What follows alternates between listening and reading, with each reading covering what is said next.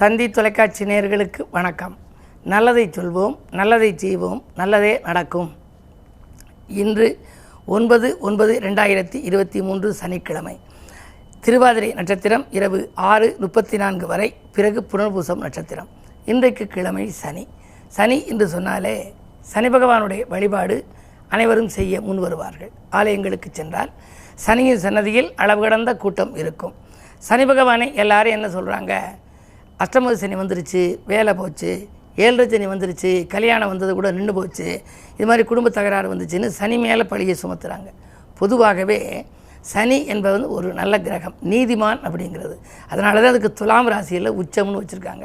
துலாம் ராசியில் சனிக்கு உச்சம். அதுக்கு காரணம் அவர் நீதிவான், நியாயவான் அப்படிம்பாங்க. சனி ஒரு தாக்கும் கிரகம் அல்ல, காக்கும் கிரகம் அப்படிங்கிறது எப்படி தெரிஞ்சுக்கலாம்னா, ஒரு பெரிய மாடி கட்டிடம் கட்டிக்கிட்டு இருக்காங்க. மேலே இருந்து ஒருத்தர் கீழே விழுகிறாரு. கீழே விழுந்தார் அப்படின்னா, கீழே நிற்கிற ஒருத்தர் கை ரெண்டையும் நீட்டி அப்படி விழுகிறவரை காப்பாற்றுறாரு. அப்படின்னா இவர் பிடிச்சதுனால அவர் விழுந்தவரை காப்பாற்றிட்டார்.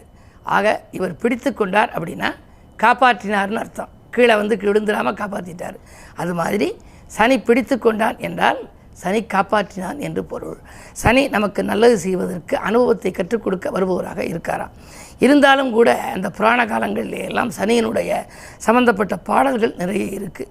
சுக்கிரன் தன் கண்ணிழந்தான், இலங்கை ஆண்ட துலங்கு ராவணன் சிரம் கண்டிக்க வீழ்ந்தான், மிக்க புகழ் இரணியன்தான் வீரழிந்தான், விலங்கு திரிபுராதிகளும் வெந்து மாண்டார், சக்கரத்தால் உடல் அருந்தான் சலந்தரந்தான், தாருகா சூரனுமே சமரில் மாண்டான், மிக்க புகழ் பெற்றவர்களெல்லாம் இப்படி போனாங்க.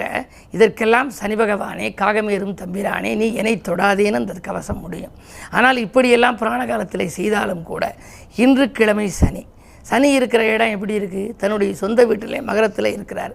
ஆகையினாலே நீங்கள் எந்த ராசியில் பிறந்தவராக இருந்தாலும், எந்த நட்சத்திரத்தில் பிறந்தவர்களாக இருந்தாலும், இன்று அருகில் இருக்கும் சிவாலயம் சென்று சனி பகவான் சன்னதியிலே சென்று 7 தீபம் ஏற்றினால் நல்லது நடக்கும். சனியை வழிபட்டால் சந்தோஷத்தை தக்க வைத்துக் கொள்ள இயலும் என்ற நல்ல கருத்தை தெரிவித்து என் இந்திய ராசி பலன்களை இப்பொழுது உங்களுக்கு வழங்கப் போகின்றேன். மேசராசி நேயர்களே, பூசல்கள் அகன்று புதுமை படைக்கின்ற நாள் இந்த நாள். இன்று புதிய திருப்பங்கள் உங்கள் வாழ்க்கையில் நடைபெறப் போகிறது. புகழ் மிக்கவர்களை சந்திப்பீர்கள். அவர்களுடைய உதவியின் மூலமாக ஒரு நல்ல காரியம் இல்லத்தில் நடைபெறலாம். குரு பகவான் உங்கள் ராசியில் இருப்பதால் நீங்கள் கவலைப்பட தேவையில்லை. குரு பார்த்தாலும் கோடி நன்மை, குரு சேர்ந்திருந்தாலும் கோடி தோஷ நிவர்த்தி. எனவே இன்று இனிய நாளாகவே அமைகிறது. ரிஷபராசினியர்களே, உங்களுக்கெல்லாம் விரயஸ்தானத்திலே குரு. விரயங்கள் அதிகமாகத்தான் இருக்கும். வரவை காட்டிலும் 2 மடங்கு கூட செலவாகலாம்.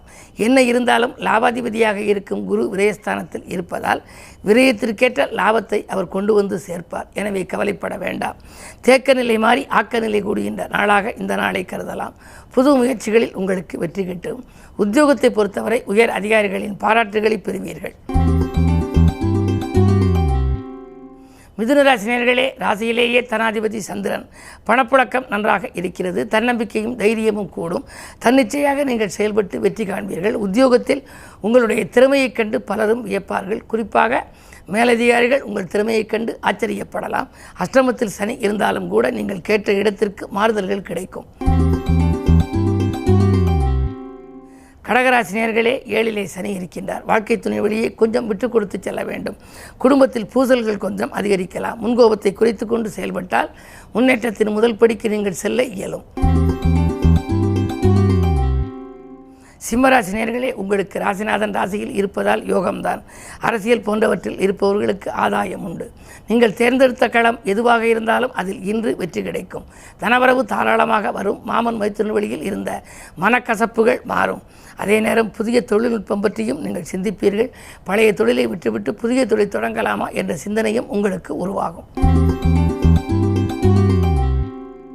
கன்னிராசினியர்களே, உங்களுக்கு எண்ணம் செயல் அனைத்தும் இனிதே வெற்றி பெறும் நாள். இன்று நீங்கள் நினைத்தது நடக்கும். நிகழ்கால தேவைகள் பூர்த்தியாகும். குரு 8ல் இருந்தாலும் அதன் பார்வை 2ல் பதிவதால் பொருளாதார நிலை சீராகவே இருக்கிறது. வாங்கல் கொடுக்கல்கள் சரளமாக இருக்கும். வாங்கிய கடனை கொடுத்து மகிழ்வீர்கள். கொடுத்த கடன்கள் திரும்ப பெறக்கூடிய வாய்ப்புகளும் உண்டு.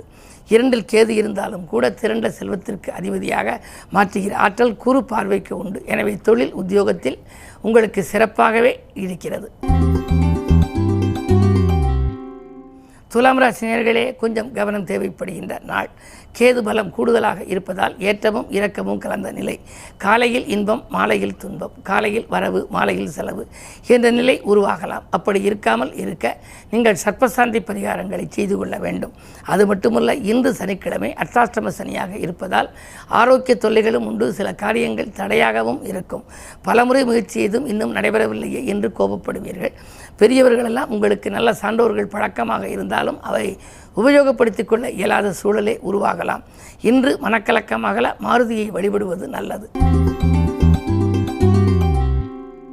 விருச்சிக ராசினியர்களே, உங்களுக்கு சந்திராஷ்டமம். எது செய்தாலும் கொஞ்சம் யோசித்து செய்ய வேண்டும். கோரிக்கைகள் நிறைவேற கோவிலுக்கு செல்ல வேண்டிய நாள். கொடுக்கல் வாங்கலிலே கொஞ்சம் கூடுதல் கவனம் செலுத்துங்கள். நீங்கள் உங்களுடைய தொழில் உத்தியோகத்தில் மிக மிக கவனத்தோடு இருக்க வேண்டும். பிறருக்கு பொறுப்பு சொல்வதை தவிர்ப்பது நல்லது. அதிலும் குறிப்பாக பணப்பொறுப்பில் இருப்பவர்கள் மிக பாதுகாப்பாக இருக்க வேண்டும். அதே நேரத்தில் 12 கேது. ஆன்மீக பயணங்களும் உண்டு. புகழ்பெற்ற ஆலயங்களுக்கு செல்லக்கூடிய வாய்ப்பு கிடைக்கும். தனுசு ராசி நேயர்களே, உங்களுக்கெல்லாம் இன்று இனிய நாள். 2 சனி இருக்கிறார், வக்ர இயக்கத்தில் இருக்கிறார். 9 சூரியன், 10க்கு அதிபதி புதன், தர்ம கர்மாதிபதி யோகம். புதிய பொறுப்புகள் பதவிகள் வரலாம். பொருளாதாரத்தில் நிறைவு ஏற்படும். பெற்றோர் வழி பிரச்சனைகள், அதாவது முன்னோர் வழி சொத்துக்களில் கூட முறையான பங்கீடுகள் உங்களுக்கு கிடைக்கும். பாக பிரிவினைகள் சுமூகமாக முடியும். இந்த நாள் யோகமான நாள். மகர ராசி நேயர்களே, உங்களுக்கு இன்று கருத்து வேறுபாடுகள் அதிகரிக்கும் நாள். கவலைகள் அதிகரிக்கப் போகிறது. எதையும் திட்டமிட்டு செய்ய இயலாது. நினைத்தது நிறைவேறவில்லையே என்று கவலைப்படுவீர்கள். அருகில் இருப்பவர்களை அனுசரித்துக் கொள்ளுங்கள். அது மட்டுமல்ல, எந்த ஒரு புது முயற்சிகள் செய்தாலும் அதில் அனுபவமிக்கவர்களின் ஆலோசனை கேட்டு செய்வதன் மூலமே லாபம் கிடைக்கும். உத்தியோகத்தில் மேலதிகாரிகள் விரும்பிய வண்ணம் நடந்து கொள்வதே நல்லது. கும்பராசி நேயர்களே, உங்களுக்கெல்லாம் ராசிநாதன் சனி விரயஸ்தானத்தில். எதை தொட்டாலும் விரயமாக இருக்கிறது என்று நீங்கள் நினைப்பீர்கள். பொறுமையை கடைப்பிடிக்க வேண்டும். 20/12/2023 வரை சனி விரயஸ்தானத்தில் தான் இருக்கப் போகின்றார். அதுவரை நீங்கள் பொறுமையோடும் நிதானத்தோடும் செயல்பட வேண்டும். அதிலும் குறிப்பாக இன்று தினம் நீங்கள் எதையும் சிந்திப்பதற்கு முன்னால் நீங்கள் அதற்கு உரிய அனுபவஸ்தர்களையும் ஆலோசனைகளை கேட்டுக்கொள்ளுங்கள். உத்தியோகத்தில் மேலதிகாரிகளின் வெறுப்புக்கு ஆளாகாமல் பார்த்துக்கொள்வது உங்கள் புத்திசாலித்தனமாகும். மீனராசினியர்களே, உங்களுக்கு 2 குரு ராகுவோடு. ராகு பயணத்தை கொடுத்து கொண்டே இருக்கக்கூடிய ஒரு கிரகம். அது 2 இருக்கிறது. எனவே குடும்பத்தோடு நீங்கள் ஒரு பயணங்களை மேற்கொள்ளலாம். அது ஆன்மீக பயணமாகவும் இருக்கலாம், உல்லாச பயணமாகவும் இருக்கலாம். தொழில் ரீதியாக நீங்கள் எடுத்த முயற்சிகளில் எதிரிகளின் குறுக்கீடுகள் கொஞ்சம் கூடுதலாக இருக்கும். இருந்தாலும் அது விலகுவதற்கு நீங்கள் வழிபாடுகளை மேற்கொள்ளுங்கள். இன்று சனிக்கிழமை 7.5 சனி இருந்து விலகி இப்பொழுது உங்கள் ராசியை சனி பார்க்கின்றார். இருந்தாலும் இன்று கிழமையின் அடிப்படையில் சனி என்பதால் சனி பகவான் சன்னதிக்கு சென்று வழிபட்டால் சந்தோஷத்தை தக்க வைத்துக் கொள்ள இயலும்.